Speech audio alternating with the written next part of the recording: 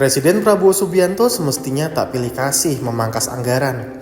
Di tengah pemotongan belanja besar-besaran, ada 17 lembaga yang tak terkena efisiensi, yaitu Lembaga Penegak Hukum, Audit Negara, Yudikatif, dan Legislatif, serta instansi yang mengelola program unggulan Prabowo.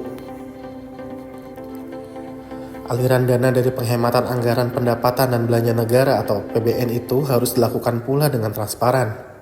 Saat ini, tak ada keterangan jelas apakah dana yang dihemat akan digunakan untuk mengongkosi program-program yang dijanjikan dalam kampanye presiden seperti makan bergizi gratis, bantuan sosial, hingga cek kesehatan gratis untuk semua penduduk yang tentunya memakan biaya besar. Pemangkasan anggaran dilakukan sebagai tindak lanjut dari Inpres nomor 1 tahun 2025 tentang efisiensi belanja dalam pelaksanaan APBN dan APBD yang diterbitkan Prabowo pada Rabu 22 Januari 2025. Melalui regulasi itu, Prabowo memerintahkan memangkas anggaran sebesar 306 triliun dari 16 pos pengeluaran. Total angka itu terdiri atas 256,1 triliun untuk belanja kementerian atau lembaga, dan 50,5 triliun untuk transfer ke daerah.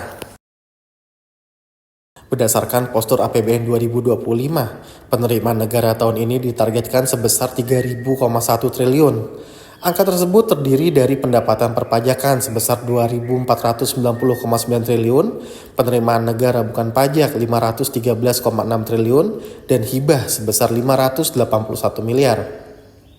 Sedangkan belanja negara yang ditargetkan 3.621,3 triliun yang terdiri dari belanja pemerintah pusat 2.701,4 triliun dan transfer ke daerah sebesar 919,9 triliun. Dengan demikian, APBN dirancang mengalami defisit 616,2 triliun atau 2,53% terhadap produk domestik bruto.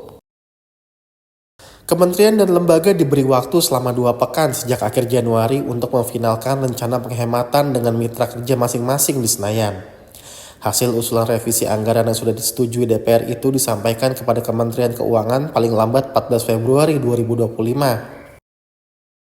Pemerintah berdalih bahwa penghematan dilakukan guna mendanai program yang manfaatnya dirasakan langsung oleh masyarakat, seperti makan bergizi gratis, swasembada pangan dan energi, perbaikan di sektor kesehatan, serta upaya meningkatkan kualitas sumber daya manusia. Di sisi lain, banyaknya pejabat di Kabinet Merah Putih membuat anggaran kian membengkak. Demi membalas jasa terhadap pendukungnya, Prabowo tetap memaksakan ambisinya membentuk pemerintahan koalisi yang besar. Dengan 48 menteri, 5 kepala badan, dan 55 wakil menteri, Kabinet Merah Putih setidaknya membutuhkan anggaran rutin 777 miliar per tahun menurut perhitungan Center of Economic and Law Studies. Jumlah ini meningkat hampir 50% dibandingkan pengeluaran kabinet di era Jokowi. Persoalan kian rumit karena Prabowo juga mewarisi utang yang sangat besar dari presiden sebelumnya Joko Widodo hingga akrobat pun harus dilakukan. Pokok utang dan bunga jatuh tempo yang mesti dibayar tahun ini hingga 1.353 triliun. Sebagian besar utang adalah obligasi yang terbit setelah 2014. Di tengah pendapatan negara yang cekak, memang tak ada jalan lain selain melakukan efisiensi besar-besaran. Meski demikian, pemerintah tak boleh gegabah dengan menerabas aturan dalam mengubah budget negara.